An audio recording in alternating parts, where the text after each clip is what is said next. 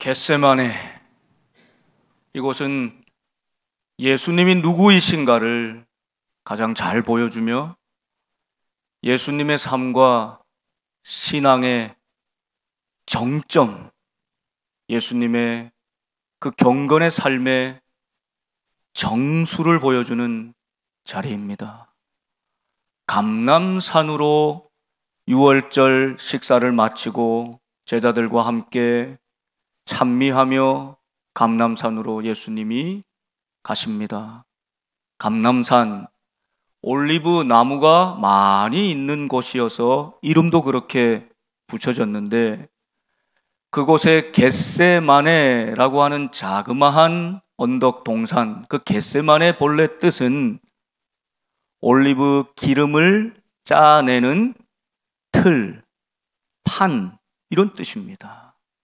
여러분, 기름을 짜낼 때 열매를 넣고 압착하여서 그 기름을, 진액을 마지막 한 방울까지 딱 짜내는 것처럼 예수님께서 이 겟세마네에서 기도하셨습니다. 겟세마네의 기도를 통해서 예수님께서는 지난 몇 주간 함께 말씀을 나눠온 신앙인의 아주 중요한 핵심적인 가치와 주제들, 내 뜻이 아니라 하나님의 뜻, 내 때가 아니라 하나님의 때, 하나님의 시간, 우리의 말이 우리의 행함으로, 삶으로 일치되는 삶, 우리의 마음의 소원이 우리 육신의 현실적인 삶의 열매로 일치되는 삶. 예수님은 겟세마네 기도, 그 삶을 통해 이 일치를 이루시는 모습을 보여주고 계십니다. 반면에 제자들은 모두 다 실패하고 맙니다. 오늘 예수님께서 겟세마네 그곳에 이르러 제자들에게 내가 기도할 동안에 너희는 여기 앉아 있으라 하시고, 그 중에 3명 베드로, 야고보, 요한을 따로 데리시고 가셔서 여기서 나를 위해 기도해다오 부탁하십니다. 그리고 주님은 하나님 앞에 나아가 엎드려 기도하십니다. 다른 복음서에서 보면 얼마나 간절히 기도하셨는지 그 흐르는 땀이 마치 핏방울같이 되었더라. 땀이 피가 될 정도로 주님께서 절박한 간절한 기도를 드리셨다는 겁니다. 여러분, 언제 이렇게 절박한 기도를 드리게 되십니까? 죽음과도 같은 큰 문제, 내 힘으로 어찌할 수 없는 거대한 고난의 물결이 내게 다가올 때 우리는 절박함으로 기도할 수밖에 없죠.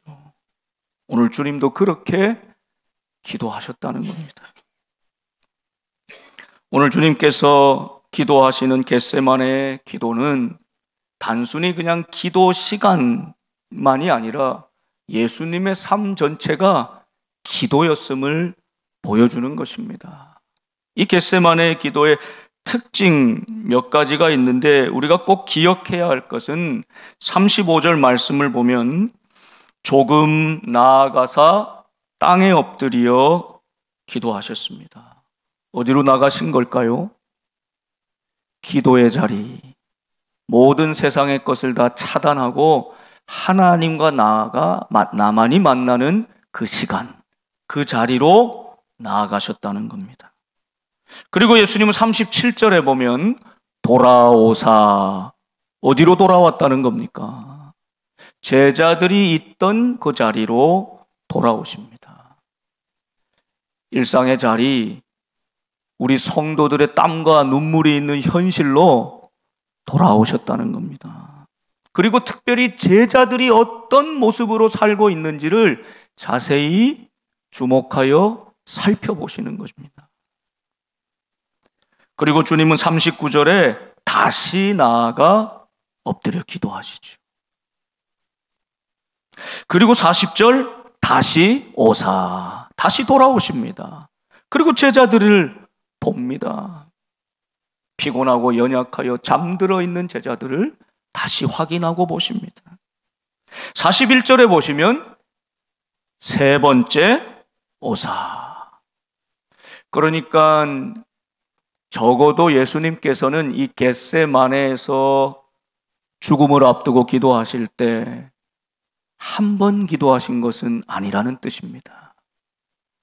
반복하여 여러 번 나아가셨다 돌아오시고 나아가셨다 돌아오시며 반복하여 기도했다는 것이죠. 사랑하는 여러분, 우리가 언제 신앙생활 하다가 낙담이 되고 포기할 때가 있습니까? 기도에 응답 받지 못할 때, 내 소원이 이루어지지 않을 때, 우리는 한 번, 두 번 하다가 그만 기도의 손을 떨어뜨릴 때가 있습니다. 마음이 낙심될 때가 있습니다. 여러분, 그때마다 오늘 겟세마네 주님의 기도를 기억해야 합니다.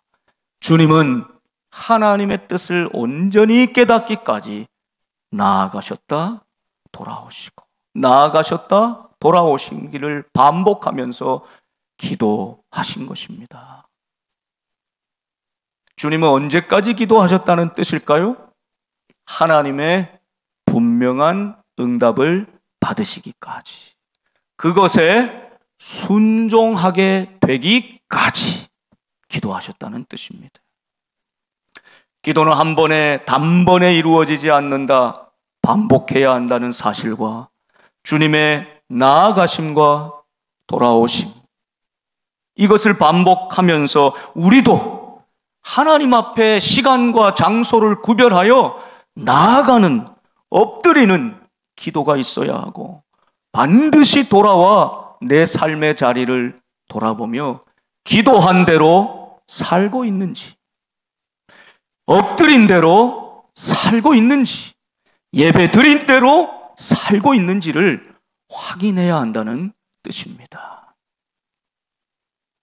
주님은 이 나아감과 돌아옴의 선순환을 통해 제자들에게 마지막으로 모범으로 삶으로 기도가 무엇인지, 믿음이 무엇인지, 그 기도와 일상의 삶이 어떻게 연결되고 일치되어야 하는지 당신의 삶의 전체를 보여주며 우리도 깨어있는 삶이 되기를 원하시는 것입니다.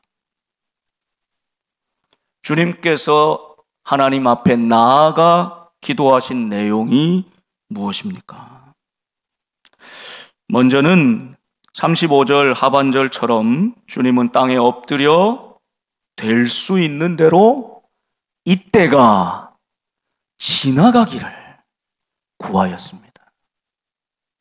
그러니까 주님의 소원은 이때가 언제입니까? 예수님 개인적으로는 십자가, 죽음을 앞두고 있는 때이죠. 인간적으로 죽음을 앞두고 가장 두렵고 불안한 것 아니겠습니까? 그런데 주님의 이때가 지나가게 해달라는 간구는 개인적인 인간적인 기도만이 아니시죠. 모든 인류의 무거운 죄의 짐을 짊어지고 기도하실 때 얼마나 인간의 죄악이 차고 넘치는지, 무엇으로도 이것을 깨끗하게 씻을 방법이 없음을 바라보면서 이 죄악의 심히 무거움을 온몸으로 짊어지며 하나님이 진노하시고 심판하실 텐데, 이 심판과 진노가 이때가 좀 지나가기를 간절히 구하셨던 겁니다. 주님은 기도하시면서 36절에 아빠, 아버지여 하나님을 이렇게 부릅니다. 여러분, 이것이 참 놀라운 기도의 핵심입니다. 기도의 시간, 자세, 내용, 분량, 그 어떤 것보다 기도의 핵심은 이 관계입니다. 우리 하나님을 거룩하신, 위대하신, 전능하신 분이지만 저 멀리 계신 분이 아니라 가장 친근한 아람 방언으로 아빠, 아빠, 아버지요. 하나님이 내 아빠가 되시니 내가 그의 아들, 자녀가 되니 내 기도를 하나님 아버지의 뜻대로 들어주시고 응답해 주시지 않겠습니까? 여러분, 이 관계가 없이 드리는 기도는 무의미한 것입니다. 대상을 알지 못하고 드리는 기도 아닙니까? 주님은 마지막까지 피땀 흘려 기도하는 이 자리에서도 아빠, 아버지요. 그리고 아버지께는 모든 것이 가능합니다. 아버지의 그 전능하심을 인정하시며 기도합니다. 그러면서 이 잔을 내게서 옮기시옵소서. 그러니까 주님의 본래 이 마음의 간구, 소원은 이때가 지나가기를 구하였고 이 잔을 옮겨주시기를 구하였습니다. 여러분, 여기까지 보면 우리가 평소에 드리는 기도와 크게 다르지 않습니다. 하나님, 이런저런 내 마음의 소원을 이루어 주십시오. 자녀들 혼사의 길도 열어주시고 취업의 문도 좀 열어주십시오. 우리 부모님들 건강을 좀 지켜주시고 갑작스러운 질병으로 고통받고 있는 우리 성도들 좀 낫게 해주십시오. 소원하고 간구하는 것입니다. 여러분, 그런데 여기까지 드리면 이것은 온전한 기도는 되지 못합니다. 주님의 겟세마네의 기도는 바로 여기서부터 시작됩니다. 그러나 내 소원과 내 간구는 이것이지만 그러나 나의 원대로 마시옵고 아버지의 원대로 하옵소서. 바로 이것입니다. 아버지, 내 마음은 여기 있습니다. 이때가 좀 지나가게 하시면 안 되겠습니까? 이 잔이 좀 옮겨지면 좋겠습니다. 그러나 이것은 내 소원이지만 내 소원대로 하나님의 전능하심을 이용하는 것이 아니라 하나님의 그 시간과 때와 뜻을 주관하고 다스리시는 그 하나님의 전능하심에 내 뜻을 맞추겠습니다. 내 시간을 맞추겠습니다. 내 삶을 드리겠습니다. 이 기도이죠. 여러분, 하나님은 전능하신 하나님이십니다. 그 사실을 여러분 다 믿으시지요.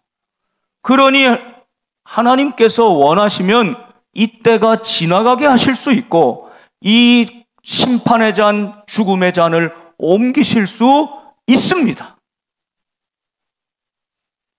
그러나 하나님의 시간에 하나님의 뜻대로 행하시는 것이죠.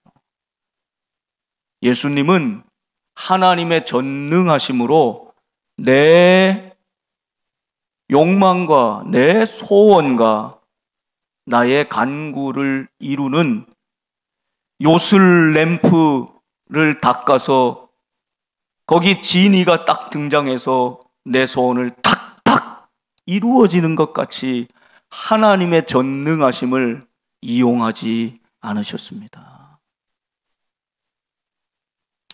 때를 쓰는 어린아이처럼 그거 안 이루어지면 울음을 그치지 않고 막 때를 쓰는 어린아이처럼 그렇게 하나님의 전능하심 앞에서 기도하지 않으셨습니다. 내 마음은 여기 있지만 하나님의 뜻이 무엇입니까? 하나님의 때가 언제입니까? 그 전능하신 하나님의 손에 내 인생을 맡기고 순종하겠습니다. 이렇게 기도하신 것이죠. 여러분, 우리가 기도하다 낙담하는 부분이 바로 여기 아닙니까? 내 시간대로 하나님 조금 빨리 응답해 주시면 좋겠는데 응답이 더뎌지는 것입니다. 내 소원과는 정반대로 상황은 흘러가는 것입니다. 답답하고 낭망하고 낙심이 될 때가 있는 것이지요. 여러분, 여기서 우리는 다시 주님처럼 기도할 수 있어야 합니다. 그러나 나의 원대로 마시옵고 아버지의 원대로 행하옵소서. 우리의 인생이 하나님의 손에 놓여 있어서 아버지 그분의 뜻대로 움직여가고 있는 줄 믿습니다. 그것이 가장 복된 길입니다. 그 시간이 가장 아름다운 시간입니다. 주님은 기도하시며 이 하나님 아버지의 뜻과 때와 마음을 깨닫게 된 것입니다. 반면에 제자들은 어떻습니까? 돌아오셔서 제자들을 살피십니다. 이것은 순전히 제자들을 위한 주님의 행동이었습니다. 우리를 위한 주님의 사랑과 관심입니다. 우리의 삶의 구석구석 자리에 주님이 돌아오셔서 보시니 잠들어 있는 것입니다. 37절 베드로에게 특별히 말씀합니다. 베드로에게 말씀하시면 베드로야 이렇게 불러야 하는데 예수님이 시몬아 자느냐? 네가 1시간도 깨어 있을 수 없더냐? 본래 베드로는 예수님을 만난 다음에 시몬에게 붙여주신 이름입니다. 반석이지요. 주는 그리스도시요 살아계신 하나님의 아들입니다. 반석 같은 이 믿음의 고백 위에 내 교회를 세우겠다. 그런데 지금 베드로의 모습은 어떻습니까? 방금 전에 마지막 식사 자리에서 베드로는 말이 앞서지 않았습니까? 마음이 앞서지 않았습니까? 주님, 다 버려도 나는 주님 끝까지 따르겠습니다. 주님이 네가 날 부인할 것이다, 배신할 것이다 예언하시자 목숨까지 걸고 죽을지언정 끝까지 주님과 함께 하겠습니다. 방금 전에 그렇게 말한 베드로 아닙니까? 그 마음이 진심이었던 베드로 아닙니까? 그런데 지금 예수님께서 마지막으로 기도를 부탁하신 그 자리에서 방금 전까지 그렇게 말했던 그게 진심이었던 베드로가 잠들어 있는 것입니다. 반석 같은 믿음을 온전히 이루지 못한 베드로, 마치 예수님 만나기 전에 자연인인 시몬의 모습으로 돌아가 있는, 그저 피곤하고 슬프고 곤고해서 잠들어 있는, 깨어있지 못하는 그 베드로를 바라보며 주님이 시몬아 자느냐? 그리고 38절에 말씀하십니다. 이 말씀이 오늘 우리의 마음에 새겨지기를 원하며 같이 한번 읽겠습니다. 시작. 시험에 들지 않게 깨어 있어 기도하라. 마음에는 원이로되 육신이 약하도다 하시고. 아멘. 여러분, 주님이 왜 이렇게 스스로 기도하십니까? 시험에 빠지지 않기 위하여 기도하신 것이죠. 그래서 예수님은 마지막 십자가 앞두고 이거 좀 면하게 하고 이 잔을 좀 지나가게 하고 이 때를 모면해 보려고 하는 마지막 유혹, 그 시험에 덜컥 빠지지 않으시고 마침내 십자가를 지지 않습니까? 기도하셨기 때문에. 그런데 이 베드로를 비롯한 제자들은 그만 기도하지 못했습니다. 깨어있지 못했습니다. 그러니 시험에 빠져들 수밖에 없었습니다. 십자가 앞에서 베드로를 비롯한 모든 제자들은 도망가 버리지 않습니까? 십자가를 피해버리고 맙니다. 십자가가 절망이요 끝으로 여기며 낙심하여 자신의 자리로 돌아가 버리고 말지 않습니까? 시험에 든 것입니다. 여러분, 기도하는 성도, 깨어있는 성도도 시험을 당합니다. 시험 자체가 피해가진 않습니다. 예수님도 공생에 시작하실 때 40일 동안 금식하셨는데도 성령에 이끌리어 광야에서 마귀의 시험을 받지 않습니까? 시험이 피해가는 것이 아니라 시험을 받지만 그 시험에 걸려 빠져들어가는 것이 아니라 그 시험을 말씀으로, 기도함으로 이겨내게 하시는 것이죠. 이것이 주님이 끝까지 겟세마네에서 진액을 기름 한 방울 짜내듯이 기도하시며 우리에게 보여주신 신앙의 모습입니다.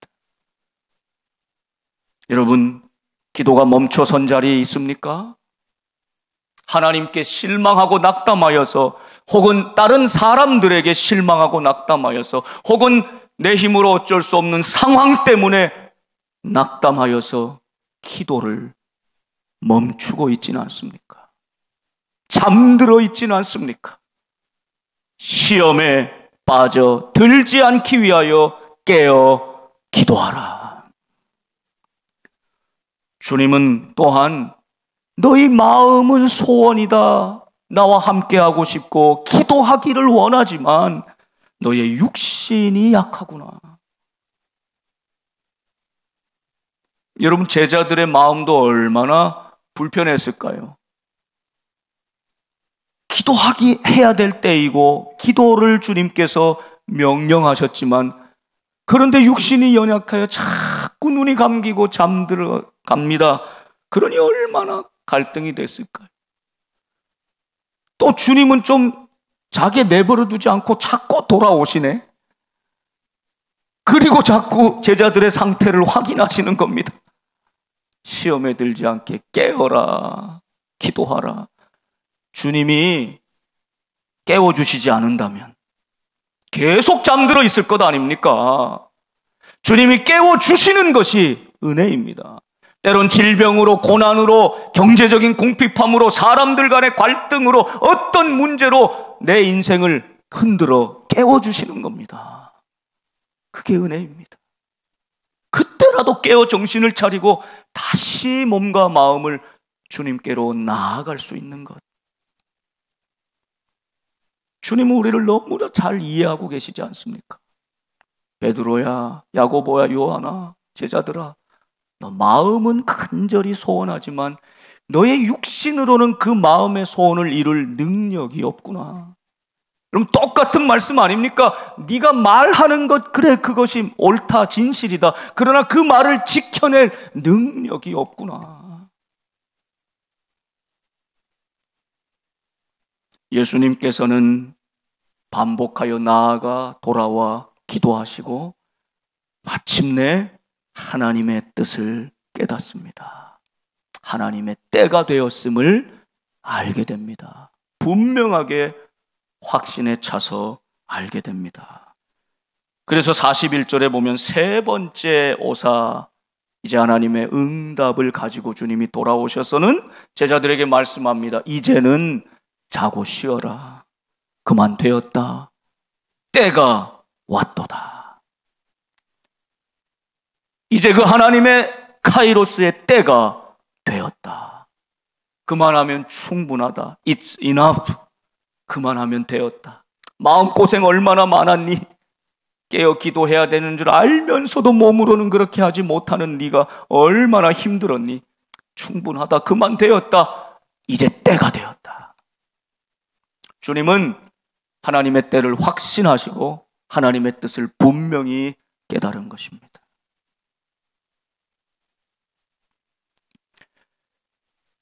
겟세마네 기도 전에 주님과 겟세마네 기도 후의 주님, 기도 전의 모습과 기도 후의 모습의 어떻게, 무엇이 달라질까요? 상황은 하나도 바뀐 것이 없습니다. 이때가 지나간 것이 아닙니다. 이 잔을 옮겨주신 것이 아닙니다. 그때 그 상황은 더 어두워집니다. 상황이 달라진 것이 아니었습니다. 무엇이 과연 달라진 것입니까? 여러분, 주님이 야고보, 베드로, 요한을 데리고 가시며 말씀하실 때 처음에 심히 놀라며 슬퍼하십니다. 그리고 내 마음이 심히 고민하여 죽게 되었다. 번민하여 죽게 되었다. 예수님 마음도 그렇게 흔들리고 연약했다는 뜻이죠. 내 마음이 고민하여 죽게 되었다. 여러분, 겟세마네 기도 전의 모습이 바로 이것 아닙니까? 그런데 주님 기도를 마치시고 하나님의 뜻을 깨닫고는 어떻게 말씀합니까? 일어나라, 함께 가자. 보라, 나를 파는 자가 가까이 왔느니라. 어디로 함께 가자는 뜻입니까? 십자가로. 죽음을 향해. 그것이 하나님의 뜻이니 지금이 바로 그때니 나와 함께 일어나 가자. 주님은 이제 더 이상 마음이 위축되거나 불안하거나 염려되거나 심히 고민하여 죽게 된 것이 아니죠. 희망과 확신과 하나님이 함께 하시는 능력으로 담대하게 일어서고 계신 겁니다. 무엇이 바뀐 것입니까? 상황이 바뀐 것이 아니에요. 주님의 마음이 바뀐 것입니다. 기도를 통해서 하나님의 마음을 알게 된 것입니다. 여러분, 무엇이 기도의 응답입니까? 내가 A라고 기도할 때 A라고 응답받는 것이 하나님의 응답이 아니라 하나님의 그 뜻이 하나님의 그때에 이루어진다는 것을 확신하고 순종하게 되는 것, 이것이 기도의 응답입니다.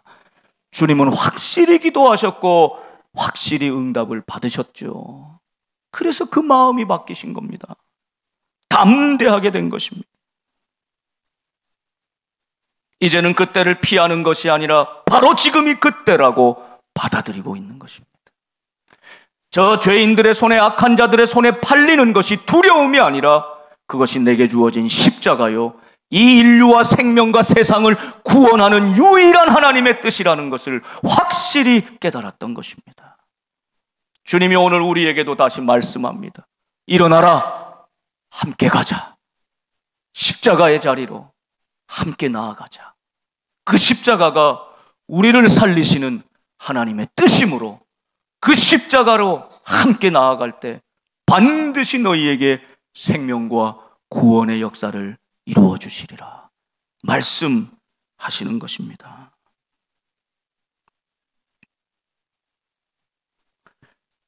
일어나 함께 갈 수 있기를 간절히 소망합니다. 기도에 실패했던 제자들은, 깨어있지 못했던 제자들은 모두 다 십자가를 온전히 지지 못했습니다. 오늘 주님께서 일어나 함께 가자. 지금 어디 넘어 있든지 쓰러져 있든지 기도를 중단했든지 낭망했든지 홀로 외롭게 있든지 주님이 우리에게 말씀합니다. 일어나라, 함께 가자. 그 말씀하시는 주님의 손을 붙들고 십자가를 향해 담대히 나아갑시다. 겟세마네에서 주님처럼 하나님께 나아가고 나의 현실, 나의 일상의 삶에 다시 돌아와 기도가 내 현실이 되는 삶, 그 말이 행함으로 일치하는 삶, 그 마음의 소원이 육신의 열매로 일치하는 삶 되기를 간절히 소망합니다. 기도하겠습니다.